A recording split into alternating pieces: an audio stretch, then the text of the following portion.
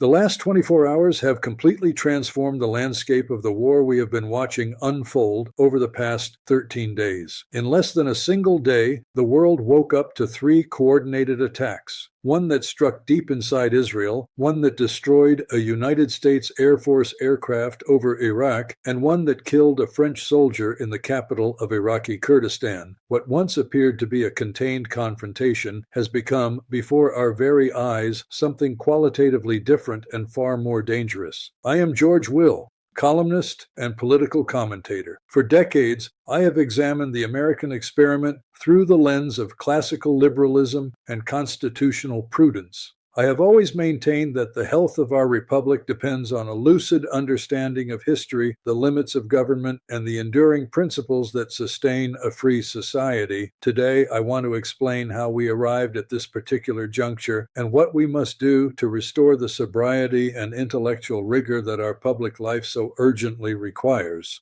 If you have not yet subscribed to this channel, I invite you to do so right now. It takes no more than 2 seconds. The button is directly below this screen. It costs you nothing, and that simple act helps me enormously in the effort to combat the wall of censorship, the information blackout, and the disinformation that are at this moment entirely out of control. I also ask that you leave a comment telling us where in the world you are watching from today, that you give this video a like, and that you share it with someone who needs to understand what is truly happening. Because what I am about to tell you tonight, you will not find on conventional television. What happened last night was not an isolated incident, nor was it the product of tactical improvisation. It was a calculated demonstration of force, planned in advance and sustained over 5 continuous hours of fire. We are witnessing an escalation that shatters every parameter we have used until now to interpret this conflict. Iran's Islamic Revolutionary Guard Corps, the IRGC, announced alongside Hezbollah that they launched the 41st wave of the so-called Operation True Promise. They claim to have struck more than 50 military targets inside Israel in a single night. They attribute hits to intelligence centers, to air bases including Palmachim and the Uda base, and they assert they struck the very vicinity of the Israeli Ministry of Defense itself. One of the targets that concerns me most to analyze is the town of Zarzir, located in the Lower Galilee within the Golan Heights region.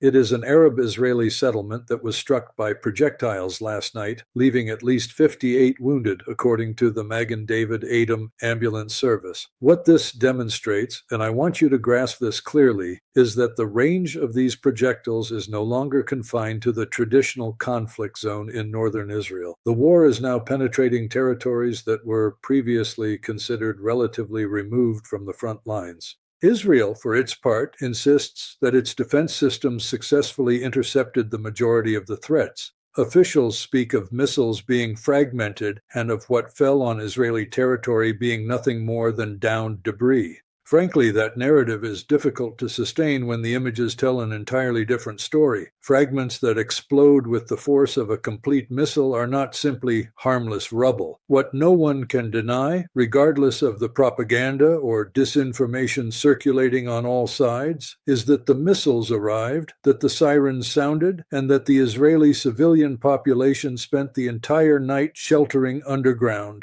Sustained fire over 5 hours implies far more than technical capability. It implies logistical coordination, the synchronization of multiple forces across different territories, and above all, a high-level political decision made in Tehran. Because what we are witnessing is no longer simply Iran acting on its own. What I am observing is Iran simultaneously activating its entire network of proxy forces: Hezbollah in Lebanon, Shia militias in Iraq, and the Houthis in Yemen. 7 fronts in multiple countries operating in concert. Now, in Iraq, something occurred that deserves particular attention, and I say this with full precision. A KC-135 tanker aircraft of the United States Air Force was destroyed. American media, following the official account of CENTCOM, the U.S. Central Command, reported that the plane crashed on its own. That is the word they chose. Crashed, as if one of the largest and most expensive aircraft in the American fleet, valued at more than $65 million, had simply decided to fall by itself into the Iraqi desert. Let me be direct. because this requires saying plainly, without euphemism and without condescension, toward the intelligence of the ordinary citizen. I have spent decades watching governments manage the narrative in wartime, watching them shape facts to minimize the political damage of their defeats. What we are seeing here follows that pattern with a clumsiness that is almost instructive. We are now asked to accept two extraordinarily convenient official explanations from the Pentagon. The first was that 4 American combat jets in Kuwait destroyed themselves, that no enemy shot them down, that they simply confused one another and mutually annihilated. The second now is that this tanker aircraft simply fell on its own. Curiously, this happened precisely when the Islamic resistance in Iraq, a coalition of pro-Iranian armed factions, had already publicly claimed responsibility for the attack. One must ask, why would they publicly claim something they did not do, knowing that doing so makes them a target? The answer is straightforward: because they are entering this war in full, and because their credibility with their own base is a fundamental component of their power. The Pentagon, predictably, will not acknowledge this, because acknowledging it would be humiliating. That is the reality. And here I want to point to something I consider equally important as the military conflict itself. There is a parallel war being waged in the media, and that information war ultimately shapes the policies and decisions that send soldiers to the battlefield. When official outlets present us with planes that fall on their own and ask citizens to accept those explanations as truth, they are wagering on our credulity. The most dangerous aspect of that wager is not the insult to our intelligence. It is that a misinformed citizenry cannot hold its government accountable. A democracy that does not know the truth about its wars cannot rationally decide whether those wars are worth fighting. In war, as I have observed through decades of political analysis, doubt itself becomes a form of victory for the adversary. I also question the casualty figures being reported. We are told 4 crew members died. For an aircraft of the KC-135's dimensions and operational requirements, that number strikes me as extraordinarily low. These aircraft do not typically operate with such a minimal crew complement, yet whether the acknowledged toll is 4 or 40, the underlying problem remains identical. The aircraft no longer exists, and the official version does not survive the most basic logical scrutiny. The third strike in this wave occurred in Erbil, the capital of Iraqi Kurdistan, where a drone struck a base housing French military personnel. The result, 1 French soldier dead and several wounded. President Emmanuel Macron called the attack unacceptable. He is correct to call it that, though the word unacceptable has grown rather worn in the offices of Western foreign ministries. What this attack represents strategically is something I consider absolutely essential to understand. We are facing the genuine possibility that an Iran-backed militia drags a NATO member nation into direct war.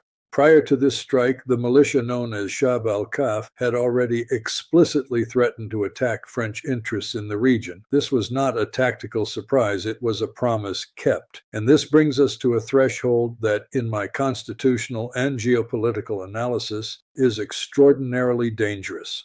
If an Iranian missile were to fall on Turkish territory, which is a full NATO member, Article 5 of the Atlantic Alliance could be triggered. At that moment, we would no longer be discussing a regional war. We would be discussing a direct confrontation between the Atlantic Alliance and Iran. The implications of that are of a magnitude we have rarely been forced to contemplate since the end of the Cold War. For years, Iran and Israel waged a war in the shadows. Cyber attacks, targeted assassinations, airstrikes on convoys in Syria. There were unwritten rules that both parties observed with calculated restraint. Those rules began breaking down following the Israeli strike on the Iranian consulate in Damascus and the deaths of several Revolutionary Guard generals. But the definitive rupture, the one I consider the true historical inflection point of this conflict, was the attack targeting Ayatollah Khamenei. From that moment, Tehran decided that no red lines remained worth respecting because the most fundamental red line of all, the security of its supreme leadership, had already been crossed. What I am observing in this conflict is a strategy of saturation. The intent is not necessarily to destroy every target claimed. The intent is to exhaust Israeli defense systems, to compel the United States to disperse its forces across multiple simultaneous fronts, and to demonstrate to the Arab world that Israel is no longer the impregnable fortress it claims to be. It is a classic strategy of attrition, but executed with a degree of coordination and technological sophistication we have not seen at this level before. Let us talk about technology, because it is an element we cannot afford to dismiss. Iran is deploying hypersonic missiles in active combat. The Fatah missile was used in last night's attacks. We are talking about projectiles that travel at more than 5 times the speed of sound and that can alter their trajectory in mid-flight. That makes them virtually impossible to intercept for systems designed in a different technological era. Systems like Israel's Iron Dome or the Arrow system, both conceived to defend against conventional rockets, not fifth-generation hypersonic missiles. Until very recently, this technology was the exclusive possession of Russia, China, and the United States. Iran now possesses it, and what is even more revealing, so do the Houthis in Yemen, who are essentially an extension of Iran's proxy force structure.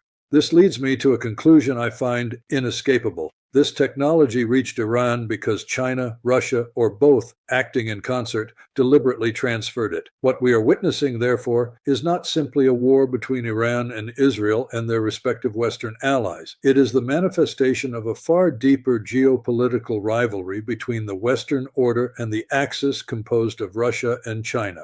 This also explains why Israel has been desperately requesting assistance from the United States, France, the United Kingdom, and any ally with operable anti-ballistic systems. NATO defenses, including a Patriot battery deployed at the Turkish base of Incirlik, intercepted a ballistic missile that some reports attributed to Iran, though Tehran has denied it. And here lies the central dilemma with Turkey, a country that has historically maintained an extraordinarily delicate equilibrium among its NATO membership, its relationship with Russia, and its cultural and religious affinity with the Muslim world and with Iran. Turkey would never voluntarily attack Iran. It makes no strategic or political sense for Ankara to do so. But if an Iranian missile falls accidentally on Turkish soil, that equilibrium dissolves within hours. Meanwhile, the Israeli leadership raises its own set of questions. Benjamin Netanyahu has not appeared at a single public event during this critical period. His communications have been confined to pre-recorded messages delivered from unidentified locations, surrounded by curtains and flags, material that could have been recorded anywhere in the world. Even outlets such as Al Jazeera began circulating these videos alongside questions about their authenticity. I am not given to speculation without foundation, but I can state with confidence that the absence of a sitting prime minister from any public appearance during a period of total war is, at the very minimum, extraordinarily unusual and politically significant.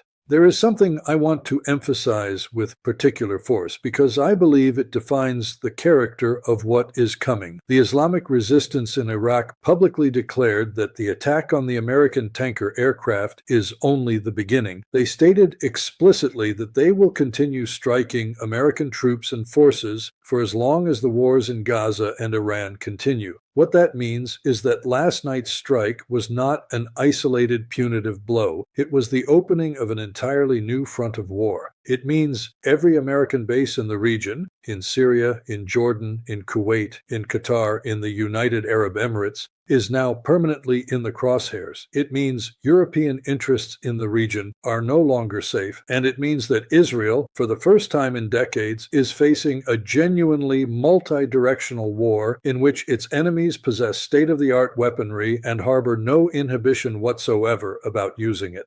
The most troubling aspect of all this, from my perspective as an observer of decades of international politics and armed conflict, is not the gravity of what has already occurred. It is the dizzying speed at which it occurs. We are not watching gradual escalations that allow time for diplomacy to function, to negotiate, to build the bridges that prevent the irreparable. In the span of a single week, we moved from verbal threats to missiles striking the Tel Aviv area, from American bases destroyed to European soldiers dead in Iraq, from a war of words to combat aircraft shot down and early warning radar systems neutralized. I have read enough military history to know that the wars that become world conflicts were rarely desired by all those who ended up fighting in them. The most devastating wars of the modern era began with cascading miscalculations, with leaders who believed they could manage the escalation and found themselves swept along by forces none of them fully understood. When events move at this velocity, calculations fail. Intelligence services become overwhelmed, and the probability of a catastrophic miscalculation,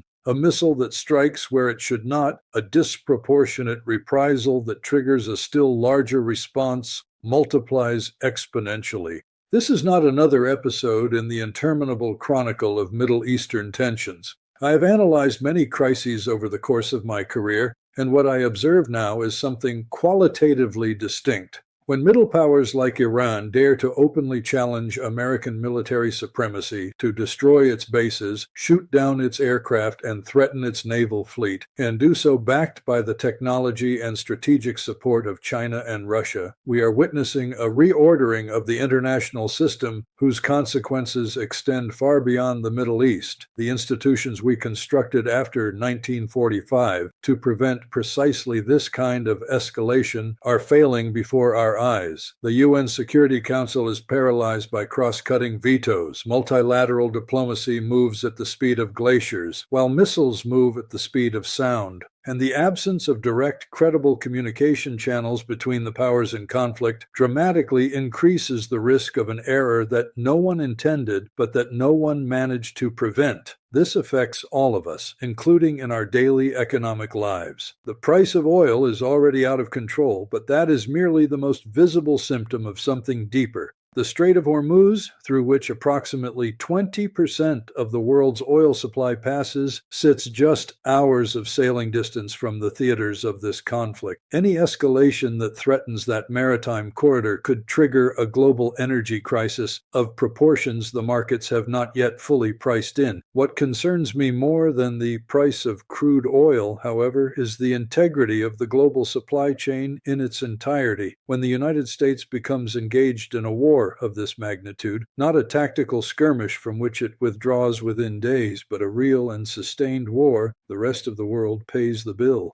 The countries of the American continent, those outside the direct line of conflict, end up absorbing the economic, energetic, and geopolitical consequences of decisions made in Washington, Tel Aviv, and Tehran. What we have before us at this moment is a reckoning that ought to disturb anyone who thinks seriously about the consequences of war. 24 hours, 3 coordinated attacks, dozens of casualties in Israel, Western coalition forces struck, hypersonic missiles already in active use on the battlefield, NATO mobilizing defenses on its eastern flanks, and an Iran that no longer conceals its hand but publicly claims credit for every blow. All of this in a single night. If that strikes you as grave, and it should, understand that last night was merely the first wave from a front of war in Iraq that did not exist as such the day before.